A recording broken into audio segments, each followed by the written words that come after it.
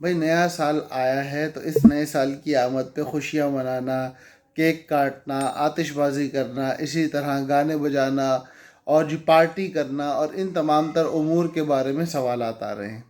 بہت سارے ساتھی پوچھ رہے ہیں کہ بھائی یہ جائز ہے ناجائز ہے، اس کا کیا معاملہ ہے؟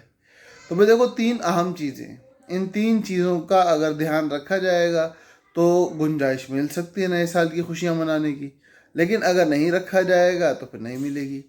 پہلی چیز کیا ہے کہ بہت سارے امور ایسے ہیں جو کہ عام حالات میں، عام ایام میں، عام دنوں میں بھی ناجائز اور حرام ہے، جیسے کہ گانا بجانا، آتش بازی کر کے لوگوں کو تکلیف پہنچانا، ماحول کو آلودہ کرنا، اسی طرح آپ کا مرد اور عورت کا ناجائز اختلاط جو ہوتا ہے، نامحرم کا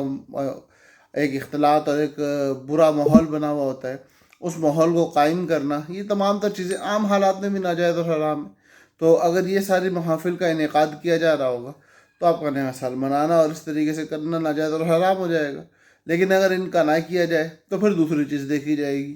کہ بھائی نیا سال منانے کی نیت کیا ہے آپ کی۔ اس نیت میں ایک نیت تو یہ ہو سکتی ہے کہ چونکہ پوری دنیا کے کفار مناتے ہیں تو ہم بھی ان کی طرح منائیں گے۔ تو اگر اس نیت سے منا رہے ہو کہ جیسے وہ مناتے ہیں ویسے ہی ہم بھی منائیں گے، یا چونکہ وہ مناتے ہیں اس لیے ہم منائیں گے، تو یہ نیت ایسی ہے کہ جو ہمیں ان کی مشابہت کرنے والا بنا رہی ہے، اور اس مشابہت کی نیت کی وجہ سے ہم اللہ کے نبی صلی اللہ علیہ وسلم کی ایک سنگین حدیث کا مصداق بنیں گے کہ بھائی من تشبہ بقوم فہو منہم۔ تو اس حوالے سے ہم چونکہ ان لوگوں کی مشابہت اختیار کر رہے ہیں تو ہم انہی کفار و فساق کی محفل میں، انہی کی مجلس میں، انہی کے مرتبے میں آگے کھڑے ہونے والے بن جائیں گے۔ تو اس لیے اپنی نیتوں کو درست رکھیں۔ اب بھائی درست نیت کیا ہو سکتی ہے کہ اب تک جو ہوا سو ہوا، آئندہ اس آنے والے سال میں ہمارا عزم اور ارادہ یہ ہے کہ ہم اللہ کو راضی کریں گے، حرام سے بچیں گے، حلال پہ آئیں گے۔ اور اب تیسری اہم ترین چیز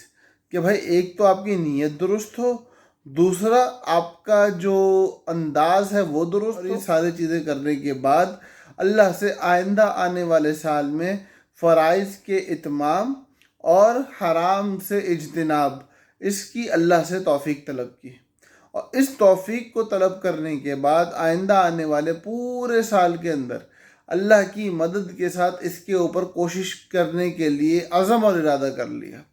تو اگر اس طریقے سے کوئی نیا سال منانے کی کوشش کر رہا ہے تو اس کے منانے میں تو کوئی حرج نہیں ہے، لیکن اگر کوئی ناجائز نیت کے ساتھ یا ناجائز امور کے ساتھ نیا سال کی ابتدا کرتا ہے تو اس کے پھر نئے سال کے مبارک کے لفظ کہنے سے سال مبارک نہیں بنے گا، بلکہ اس کے جو اعمال ہیں وہ اس سال کو اس کے لیے اور زیادہ برا بنا رہے ہیں۔